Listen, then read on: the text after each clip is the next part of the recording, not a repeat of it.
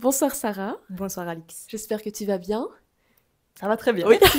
J'espère que toi merci aussi. d'être présente sur ma chaîne de podcast Alix et ses questions. Merci aussi à vous d'être présent. Sarah, explique-nous un peu ton parcours en tant que psychothérapeute. Quelle est ton histoire par rapport à ta profession? Alors, la psychologie, ça n'a pas toujours été une évidence pour moi.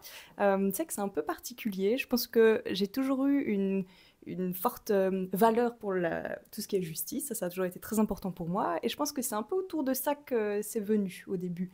Je pense que plus jeune, j'étais fort touchée, tout ce qui était harcèlement, etc. Et je crois que c'est d'abord ça, le social qui me plaisait, mais je ne savais pas trop quoi dans le social. Je crois que j'aurais pu très bien aller en sociaux ou en assistante sociale, en fait. Je crois que la psycho, ça m'a l'air chouette, comme ça, un peu juste les idées que j'en avais très vaguement, mais j'étais pas très au courant de ce que c'était avant.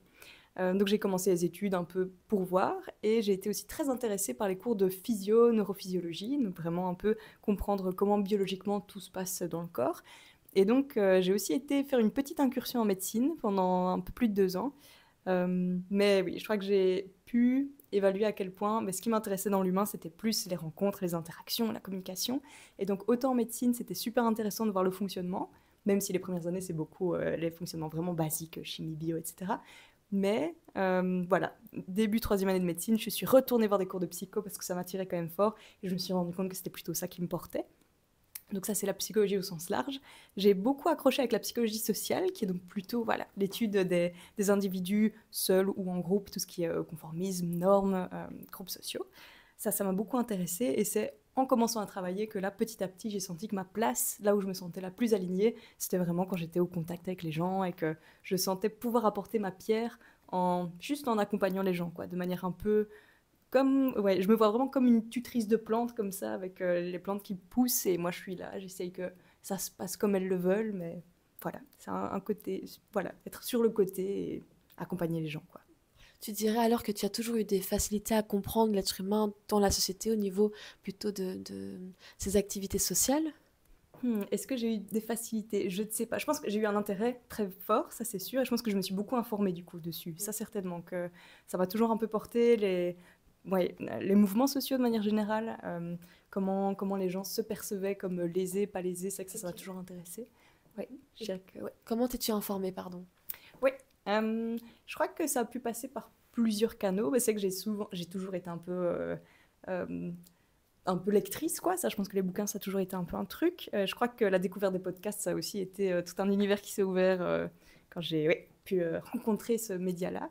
Euh, les films, les documentaires. Je pense que j'ai grandi avec une famille aussi qui aimait bien regarder un peu les news, les docus. Ça m'a un peu mise dedans. Et ouais, je pense que la rencontre aussi du féminisme par des amis notamment m'a aussi beaucoup ouvert sur tout un univers parce qu'en fait tout est un peu croisé donc les inégalités sociales c'est aussi par là que je suis rentrée dedans et les luttes de manière générale que ce soit pour le climat etc. Voilà, c'est passé aussi par les rencontres autour de moi quoi.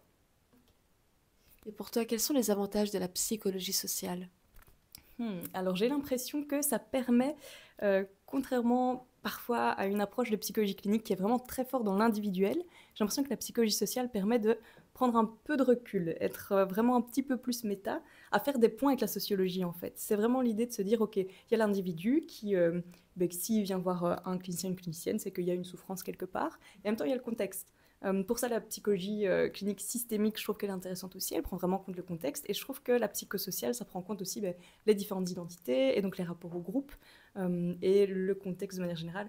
C'est sûr que dans un monde hyper productiviste, hyper capitaliste, où on n'a pas le temps, etc., c'est générateur de souffrance. Au-delà de ce qui nous définit, nous, comme personne, le fait d'être dans ce système-là, c'est déjà compliqué. Donc je trouve que c'est intéressant d'imbriquer tout, les différents niveaux, quoi. Donc je crois que ça apporte ça quand même.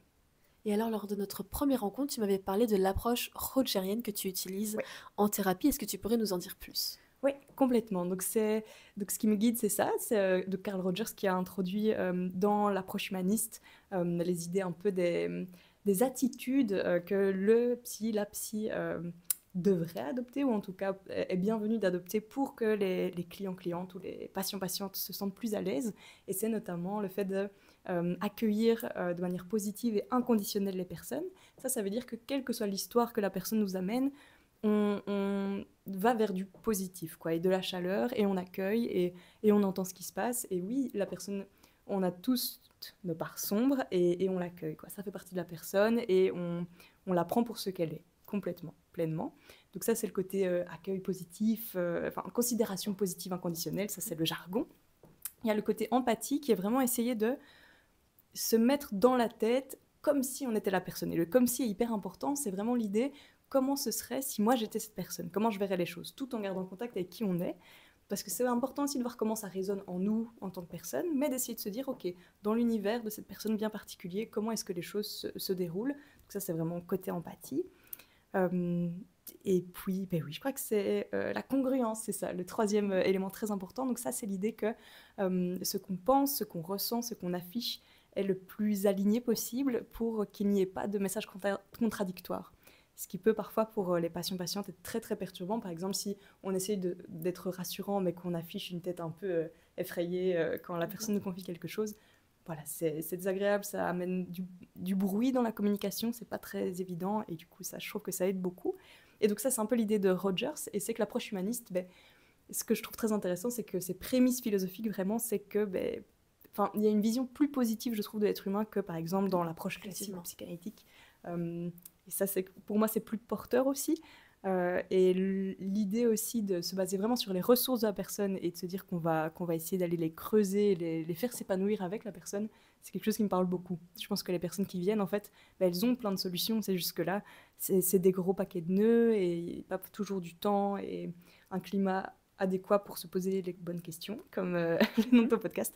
Et je trouve que voilà, c'est un peu ça comme que je vois mon rôle, quoi, d'être là et de mettre les nœuds sur la table et de regarder ensemble et de voilà. Et d'ailleurs, ce que tu me dis me fait penser au courant existentialiste Mhm. dont tu me parlais. On est d'accord qu'il y a quand même une grande ressemblance entre le courant humaniste et existentialiste. Oui, oui, oui, oui, tout à fait. L'existentialisme fait partie de la grande famille des thérapies humanistes, quoi. Donc l'existentialisme, c'est notamment Irving Yalom ou d'autres, hein, mais qui parlent un peu de ce qui titille, un peu plus au niveau philosophique aussi. C'est qu'Irving Yalom, il parle des 4 dilemmes fondamentaux que sont ben, le rapport qu'on a à notre propre mort, le rapport à la solitude fondamentale. Les êtres humains ne sauront jamais complètement savoir connecter avec autrui, on est toujours fondamentalement seul. Le non-sens de la vie. Et le quatrième, c'est la liberté, le fait qu'on est libre de nos propres choix et donc on est très responsable aussi de notre propre vie. Donc ça, c'est les 4 un peu enjeux d'Irving Yalom. Il y a d'autres auteurs, autrices qui apportent d'autres idées avec ça, mais je trouve que c'est très porteur, et notamment actuellement avec tout ce qui est éco, émotion, etc. Je trouve qu'on a beaucoup de jeunes notamment qui se retrouvent dans ces questions de qu'est-ce qu'on fout là et qu'est-ce qu'on peut apporter et à quoi ça sert tout ça. Ouais. Pour tout ce qui est question d'identité ou des questions assez personnelles et profondes dans un développement personnel, on peut très bien du coup venir et s'adresser à toi alors pour recevoir un petit outil ou de l'aide par rapport à ça. C'est ça, un accompagnement et essayer de voir un petit peu qu'est-ce qui fait qu'on se sent le mieux. On parle beaucoup de points de confort dans tout ce qui est notamment identité de genre. Il y a le point de confort au niveau de l'expression de genre, au niveau des pronoms qu'on va utiliser, des accessoires qu'on va utiliser, etc. Et je pense que point de confort, c'est vraiment un mot qui est intéressant pour tout le monde, de se dire à quel moment je me sens le plus authentique avec moi-même, à quel point je me sens congruent, etc. Ouais. Et alors, combien de temps est-ce que ça fait que tu travailles en tant que psychothérapeute? Très peu de temps. C'est ça. Et du coup, c'est qu'il y a une différence quand même entre psychologue clinicien, clinicienne et psychothérapeute. Psychothérapeute, ça donc je suis dans le processus de formation. Donc ça c'est quand on a fait un bachelier et un master en psychologie. Si on a pris l'option clinique, on devient psychologue clinicien, clinicienne. Ça je le suis. Et psychothérapeute, c'est après le master, on peut choisir de faire une formation supplémentaire avec une école. Donc ça peut être une école cognitivo-comportementale, systémique, psychanalytique, il y a toutes sortes d'écoles, et puis il y a la rogerienne. Et pour le coup, moi, je me suis plutôt lancée dans ce qui était intégratif, dans l'idée que je pense que ma grille de lecture fondamentale, c'est l'approche plutôt humaniste expérientielle, et en même temps, je trouve que l'approche, enfin oui, les cours en psychothérapie intégrative permettent de voir un peu des outils des autres approches, et je trouve que c'est très intéressant, notamment dans les débuts, de voir quoi mettre dans notre boîte à outils. Et pour moi, l'intégratif, c'est pas tellement comme une école en plus. D'ailleurs, il y a plusieurs auteurs, autrices qui écrivent là-dessus, et je trouve ça assez intéressant, qui parlent du fait que c'est comme essayer de voir un peu si on assemble tout le monde autour de la table, qu'est-ce qui ressort de commun et qu'est-ce qu'on peut faire, qu'est-ce qu'on peut apporter les uns les unes les autres, même si on n'a pas exactement le même vocabulaire, les mêmes théories, ben, comment on peut faire en sorte qu'une personne aille mieux avec nos différentes techniques. Et donc ça, j'aime beaucoup dans l'intégratif et c'est ça que c'est plutôt là que je me forme pour l'instant. Et puis bon, être psy, c'est aussi se former pour toujours. Et donc je ferai aussi le rogerien à un moment, mais ouais, petit à petit. Mais donc oui, la psychologie clinique, ça fait juste quelques mois que j'ai rejoint ici les centres émergence. Et voilà, j'en suis ravie. Bref. Félicitations. Et alors, d'où ton intérêt alors pour la communication violente et non violente alors, dont on va parler justement. Oui, complètement. Complètement. C'est que pour moi, la psychologie, les entretiens en clinique, c'est avant tout des interactions et donc de la communication. Et je pense que c'est la source d'énormément de troubles, de souffrances, le fait d'avoir du mal à communiquer, que ce soit envers soi ou envers les autres. Je pense là aux pensées intrusives, par exemple. On a tendance à s'attaquer de temps en temps en se disant que pour certaines personnes, ce sera se dire que ce sont des mauvaises personnes. Pour d'autres, ce sera dire qu'elles ne seront jamais aussi parfaites qu'elles le voudraient.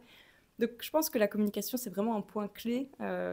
Et je pense que la thérapie, c'est avant tout ça. C'est communiquer ensemble et dénouer des choses ensemble. Et je pense que notamment dans le social, on est des êtres fondamentalement sociaux en tant qu'être humain. Je pense que ça, c'est vraiment un point clé quoi, pour résoudre certaines difficultés. Merci pour ce parcours touchant et ce discours touchant. Merci beaucoup pour ces belles paroles. Et alors, juste une petite dernière question. Est-ce que tu as quelque chose à dire, un petit conseil peut-être à donner aux étudiants qui se forment justement en psychologie sociale? Alors, en psychologie sociale, je pense que les études sont extrêmement intéressantes et en même temps, je pense qu'il y a parfois cette peur de l'après. C'est que comme en sociologie d'ailleurs, on présente un peu les études comme très chouettes et puis il n'y a pas de débouché. En fait, il y a quand même moyen comme psychologue social de travailler dans des structures, tout à fait, que ce soit dans l'associatif ou dans d'autres champs, notamment aussi dans le public. Ils cherchent des personnes qui ont cette sensibilité au groupe.